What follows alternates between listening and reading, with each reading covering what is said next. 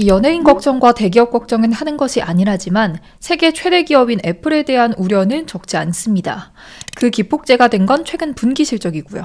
8월 3일 애플은 3분기 실적을 발표했습니다. 분기 매출은 817억 9,700만 달러였는데요.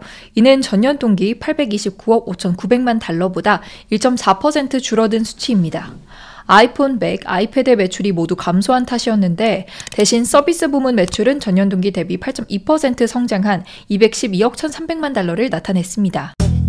이런 숫자뿐만 아니었습니다. 루카 마에스트리 CFO의 부정적인 발언도 있었죠. 그는 실적 발표에서 회계연도 4분기 매출이 감소할 것이라고 밝힌 바 있는데요. 참고로 애플은 2020년부터 거시경제의 불확실성을 이유로 공식적인 예측 가이던스를 내지 않고 있습니다. 애널리스트들도 불안감을 내비쳤습니다. 8월 4일 CNBC에 따르면 모건 스탠리의 에릭 우드링 애널리스트는 목표 주가를 220달러에서 215달러로 낮추며 우리가 9월 분기 가이던스를 크게 잘못 판단한 부분은 아이패드와 맥 매출을 과대평가한 것이라고 전했습니다. 뱅크 오브 아메리카의 왬시모한 애널리스트도 비슷한 입장입니다.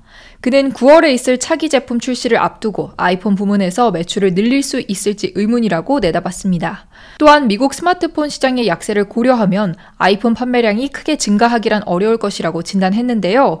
아이패드와 맥은 코로나19 이후 소비 정상화로 인해 계속 어려움을 겪고 있다고 전했습니다.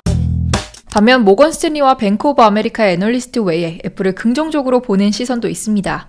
JP 모간의 사믹 채터지 애널리스트는 투자자들은 다소 약한 회계연도 4분기 가이던스에 대해 불안할 수 있지만 결과의 차이는 상대적으로 미미할 것이라며 애플이 완만한 매출 증가를 달성할 수 있을 것으로 예상한다고 판단했습니다. 웰스파고의 에런 레이커스 애널리스트는 서비스 부문 성장은 여전히 긍정적이라고 밝혔고요. JP모간과 웰스파고가 제시한 목표 주가는 각각 235달러와 225달러입니다. 7일 블룸버그에 따르면 애플은 M3 맥스에 대한 테스트를 시작했습니다. 차세대 노트북에 탑재될 이 칩은 16개의 메인 프로세싱 코어와 40개의 그래픽 코어를 포함하고 있습니다.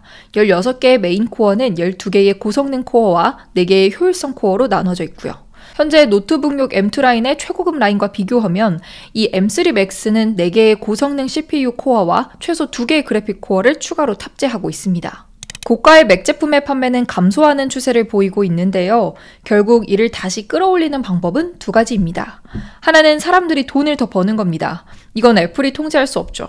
다른 하나는 가성비를 끌어올리는 건데요. 애플은 언제나 성능을 높여 이 가성비를 좋게 만들어 왔습니다. 즉, 이 업그레이드된 칩을 탑재한 신제품의 성능을 높여야 한다는 거죠. 전 세계 시가총액 상위 기업 중 일반 소비자에 대한 익스포저가 가장 큰 기업은 애플입니다. 마이크로소프트, 알파벳, 아마존, 엔비디아, 메타 등은 모두 기업 고객을 핵심으로 두고 있는 반면 애플은 이들과는 전혀 다른 소비시장을 구축하고 있죠. 이는 애플이 독보적인 위치를 점하게 한 원동력이기도 하지만 반대로 경기의 부침에 상당한 영향을 받을 수밖에 없다는 것도 시사합니다. 애플이 곧 하나의 섹터라는 말이 있을 정도로 애플은 가전소비 섹터의 대장을 넘어서 황제로 군림하고 있는데요. 매출이 감소하는 위기의 국면을 부드럽게 잘 넘어가게 될지 지켜봐야겠습니다.